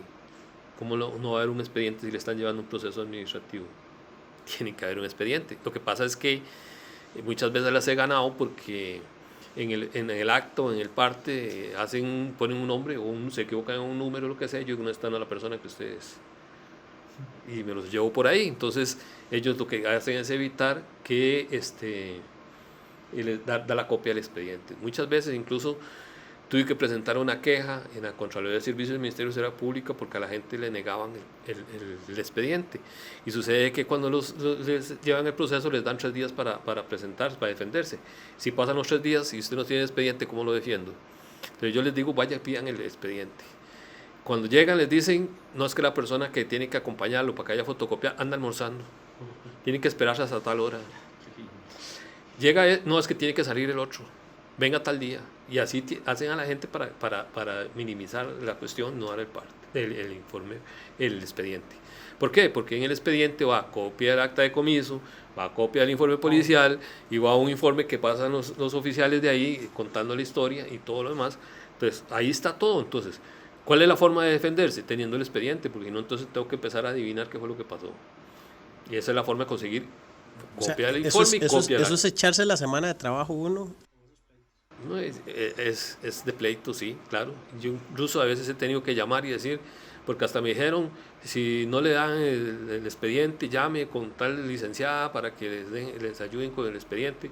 ¿Por qué? Porque tuve que poner una queja en la Contraloría de Servicios. Es increíble que yo tenga que poner una queja en la Contraloría de Servicios para que la gente de ahí cumpla con lo que dice la ley, porque la ley dice que el artículo 272 de la Ley General de Administración Pública, que las partes o sus abogados pueden obtener una copia del expediente.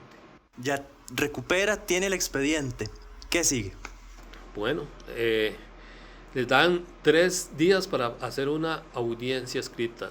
Muy importante lo de la audiencia escrita, porque en base a lo que usted contesta en audiencia le van a abrir el proceso para quitarle la aportación de armas. Todo el que le hacen un decomiso administrativo le abren un proceso para quitarle la aportación de armas. Entonces, después de eso, de que ya hizo la audiencia escrita y usted contestó, a los meses, no pasa así como muy rápido, 3, 4, 6 meses, le vuelven a mandar una notificación donde le dicen que le están abriendo un proceso para quitarle el permiso de portación de armas por X razón. Y ahí hay que presentar los recursos de revocatoria con apelación y se puede llevar 1 año o más para que le contesten a uno. Porque por lo general rechazan la revocatoria, porque ellos nunca van a aceptar que están equivocados y la pasan a apelación, entonces tienen que ir hasta el Ministerio de Seguridad Pública para que la parte legal del Ministerio de Seguridad Pública analice el expediente y al final den la resolución final. El ministerio es juez y parte, entonces. Exacto. Y eso es agotar la vía administrativa y si no después de eso, pues entonces sería el contencioso, pero ninguna persona quiere un contencioso por eso. ¿Qué suele suceder entonces, don Carlos? ¿Dejan perder los casos hasta las armas? No, es que por lo general lo que pasa es que quieren quitar el permiso. Y después de que usted ha presentado los recursos y todo, pues usted hace las gestiones y le devuelven el arma, pero queda pendiente lo del permiso. Que por lo general se lo quitan y les dicen que es que ya... yo escucho mucho eso que dicen que de por vía les quitaron el permiso, porque si la ley no dice eso. Y usted hace una gestión y se la rechazan, ¿dónde dice la ley cuánto tiempo después puede presentarla? No dice. La única forma en que le castigan 10 años está en el artículo 49 de la ley de armas, es cuando usted deja su arma descuidada y con esa arma se resulta herido una persona menor de edad o algo así. Entonces es la única que dice que por 10 años le quitan la aportación y después de ahí no dice cuánto tiempo le van a quitar la aportación, no dice cuánto tiempo es el plazo para volver a presentar la solicitud para que me den el permiso, no dice. Don Carlos, nosotros en todos los episodios siempre procuramos ir dejando algunas recomendaciones. Yo parto de todo lo que usted ahorita nos apunta, que muchas veces la recomendación no es ponerse como tan blandito también, ¿verdad? Lamentablemente con los policías, previendo la intención que traen, porque si verdaderamente no es que uno detecta que están haciendo su trabajo con una justificación, todo eso que usted está diciendo no creo yo que sea un sueño añorado para cualquier portador, ¿verdad? Se convierte en un desgaste. Sí, es que es común escuchar que la gente dice, el que no debe nada no la teme, ¿verdad? Que el que no la debe no la teme, ¿verdad? Mucha gente dice que el negarse a que le revisen el carro, entonces es porque uno está escondiendo algo. No, es simplemente defendiendo un derecho que tenemos. ¿Por qué? ¿Qué es lo que pasa en este país? que la mayor parte de la gente permite que pisoteen sus derechos. Entonces, van pisoteando los derechos, se vuelve una costumbre de pisotear el derecho de las personas. Entonces, Que nada debe, nada. sí, exacto, eso es lo que dice, que nada de nada teme. Y entonces, ya ahí, a veces la gente colabora con la policía y la policía termina quitándole el arma. Y muchos de los casos que yo llevo pasa eso, que la gente colaboró, le dijo, sí, yo tengo un arma. Y entonces de una vez, entréguemela y a veces hasta los encañonan y los bajan porque no pueden tocar el arma porque puede estar en riesgo el policía. Termina encañonado, lo bajan del carro y demás. Y a veces, yo por lo general a mí me preguntan, ¿está armado? No. No. Y aunque la ande ahí, ¿qué importa? No. Mentir no es delito, dicen. No, no es delito. Y aparte de eso, la Constitución dice que usted no puede declarar en contra suya. Usted puede abstener de declarar en contra suya. No está infringiendo la ley. Buen tip. Mentir no es delito. Y es importante, sí, como recalca a veces Eric también, el tema de ir con malicia en muchas de las interacciones, ¿verdad? Porque, y no quiero que se malinterprete que uno va a asumir que nuestros oficiales son unos ladrones, porque obviamente ya hemos recalcado aquí que tenemos oficiales, excelentes oficiales, tenemos gente muy buena en fuerza pública, pero también tenemos manzanas podridas. Y a mí siempre lo que se me viene a la mente con este tema de los decomisos, recuerdo una vez que en un grupo un muchacho hizo un comentario y puso, muchachos, ayuda, es que a mi esposa le acaban de decomisar 2 cargadores de munición. Y bueno, las preguntas, bueno, obviamente, ¿por qué se los decomisaron? Es que le dijeron que era munición prohibida. ¿Qué munición andaba? Una Speer Gold Dot, que ya sabemos lo que cuesta una cajita de Speer Gold Dot, ¿verdad? Bueno, ¿y el acta? No le dijeron acta, le dijeron que no tocaba acta. No, a veces les dicen que entonces, para ayudarles no le van a hacer el acta. Sí, que para ayudarles no le van a hacer el acta. Entonces, así al suave le robaron 2 cargadores llenos de una munición que es cara, que es una munición que no vale 5,000 pesos, es una munición cara, y lamentablemente la señora pensó que sí, que se la tenían que decomisar, no sabía que le tenían que dar un acta, y se volaron así al suave una munición cara. Entonces son interacciones en las que uno siempre tiene que tener cierta malicia, y por eso siento que es tan importante también el tema de saber cómo funciona el proceso del acta, qué tiene que ir en el acta, qué tengo que hacer yo con esa acta, porque si no hay papelitos, las probabilidades de que eso que le decomisaron no lo vuelva a ver aumenta exponencialmente. Los papelitos hablan. Sí, bueno, yo recomiendo que la gente sea respetuosa con los oficiales de policía. Sí, ¿verdad? claro. Siempre con todo el respeto, ¿verdad?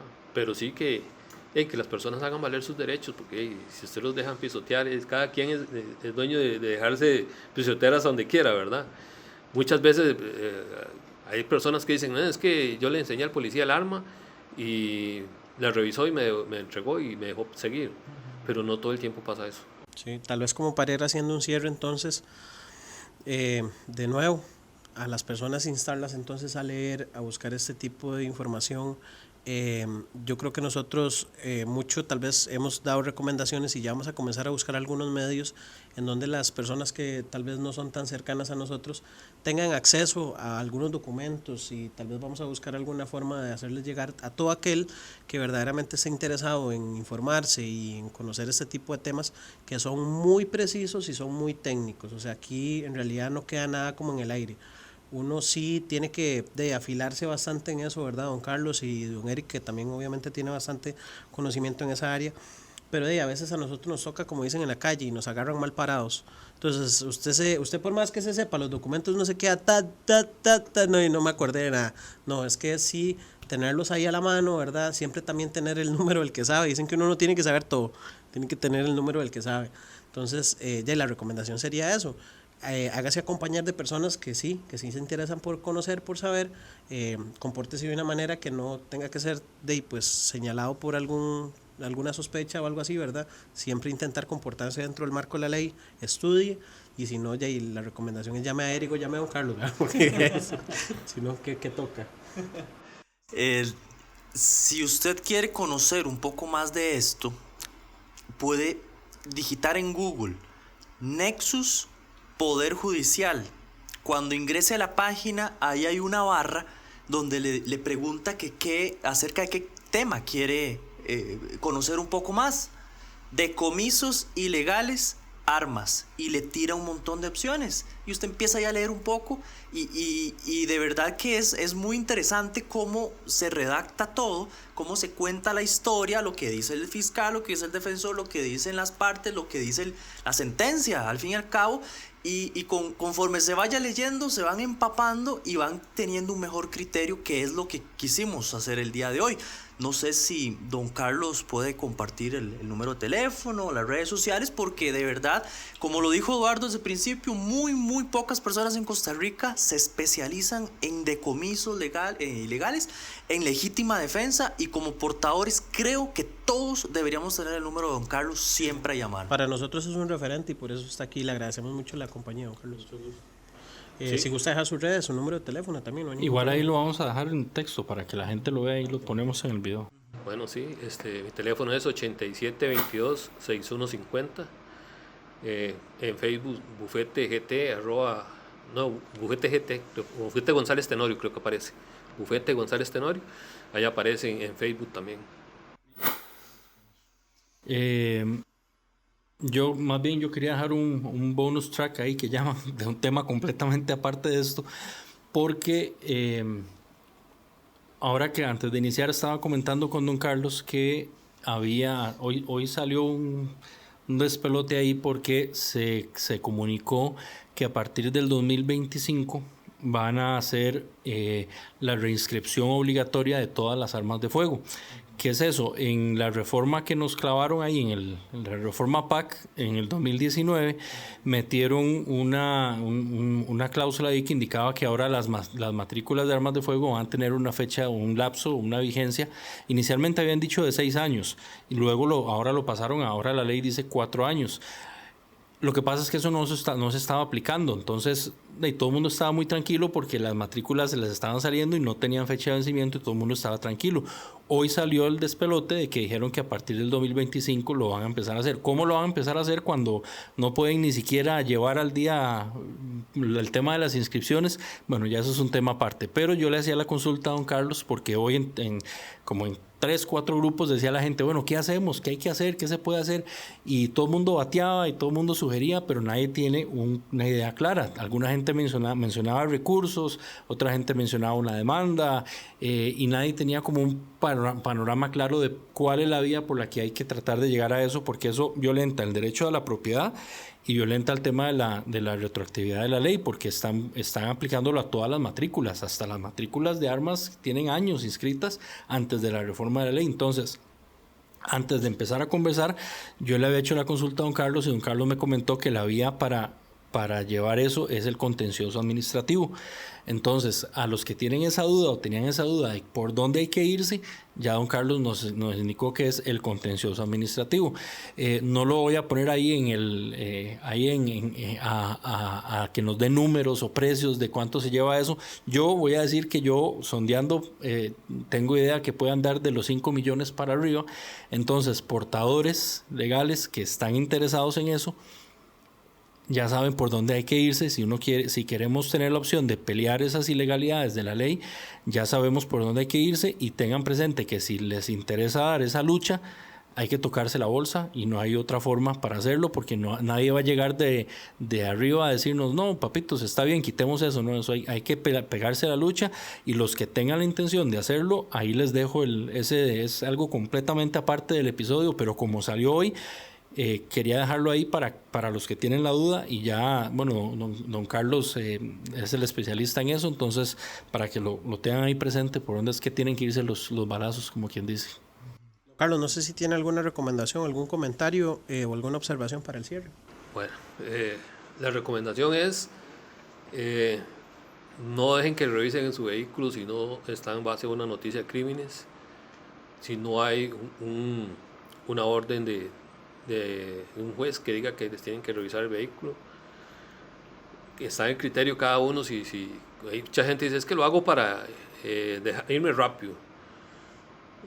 Sí, algunos lo hacen. Recuerden que no todos los oficiales, porque no son todos los oficiales, hay algunos que son muy amables y sí, se trabaja y usted enseña y lo dejan ir, pero hay otros que no sé por qué razón, tal vez recién salidos de la academia. Yo me acuerdo que cuando salimos de la academia, ustedes son lo mejor de lo mejor, ustedes, y cuando llega allá el coronel nos dijo, ¿aprendieron bastante en la academia? Sí, olvídense en todo eso, el policía se hace en la calle. Entonces, muchos salen ahí con la calentura y entonces vienen buscando hacer cumplimientos y tal vez por eso hacen un decomiso que no es, que después trae consecuencias, sí, porque termina denunciado al policía y demás, ¿verdad? Pero bueno, cada quien ustedes analicen si vale la posibilidad. Tengan cuidado cuando firman un documento, porque muchas veces la persona dice, yo no autoricé que me revisaran el carro, pero les ponen a firmar un documento y el documento que firmaron era una autorización para revisar el vehículo. Ya va a tirar la frase, tal vez antes de tirar la frase, porque vamos a poner el contacto de don Carlos y ya don Carlos dio su número, pero hay que tener presente que es su trabajo, ¿verdad? Porque no quiero que le empiecen a llover a don Carlos mensajes, don Carlos, ayúdeme, es que tengo tal cosa, y la gente suele hacer mucho eso, y en redes vemos que mucha gente comenta o hace post pidiendo asesoría legal en redes, que es una asesoría que cuesta plata, porque eso cuesta tiempo, conocimiento, y don Carlos, ese es su trabajo. Entonces, si alguien lo va a contactar por alguna consulta, algún proceso, algo que necesita ayuda, sepan que es el trabajo, y el trabajo pues nadie lo regala, ¿verdad? Don Carlos siempre es muy consciente con el tema hacia los portadores y todo, pero hay que tener eso presente porque no es, digamos, una caridad de asistencia, no es una línea abierta de asistencia de consultas legales, ¿verdad? Porque no queremos que lo saturen de esa manera, porque él está dispuesto a ayudar al portador que necesita ayuda, pero es el trabajo de él, ¿verdad? Yo apoyo lo que dice Murillo, y de hecho don Carlos siempre ha sido una persona muy abierta a colaborar con el gremio. Desde el primer momento en el que se le contactó, siempre ha estado muy anuente a apoyarnos, ¿verdad? Ahora con este proyecto, y de hecho voy a dejar algo sobre la mesa, una iniciativa. Muchas veces los portadores hacen un primer acercamiento, don Carlos, cuando se hace alguna actividad un poco masiva. Entonces vamos a procurar hacer en algún momento ya no un podcast, sino que una charlita, para que vengan también otras personas, lo conozcan a usted. Obviamente, digamos que tenga un costo, ¿verdad? Para que las personas aprovechen y eventualmente también expongan algunas dudas a las que tal vez nosotros no les llegamos el día de hoy. Un podcast se hace siempre igual, con mucho cariño, ¿verdad? Se agradece mucho a don Carlos, pero también se hace un espacio pequeño para evacuar otro montón de dudas que posiblemente la gente tenga. Entonces vamos a verlo a través aquí del instituto, posiblemente don Eric, no sé si apoyan ahí la iniciativa porque otras veces se ha hecho en legítima defensa, ¿verdad? Y en este tema de los decomisos es bastante interesante. Entonces ahí queda la propuesta. Como siempre, la frase, ¿verdad? Para el cierre, dice Platón, la obra maestra de la injusticia es parecer justo sin serlo. Señores, de verdad que muchísimas gracias de nuevo por compartir un espacio ahí para ojalá dejar aprendizaje. Yo aprendí bastante, de verdad que estaba bastante crudo en ese tema, y a ustedes muchísimas gracias por compartir. Muchas gracias don Carlos. Muchas gracias, y síganos apoyando porque vamos creciendo y tenemos mucha más información, muchos más capítulos, y sabemos que les va a gustar. Muchas gracias. Dijo Murillo, eso va para otro capítulo. Eso va para otro. Gracias.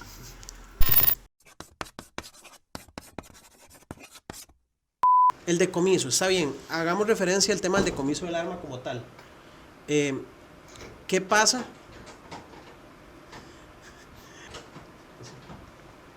Así es el gato. El gato más fuerte. No anda el láser. Y no. Sí, era el gato. No anda el láser.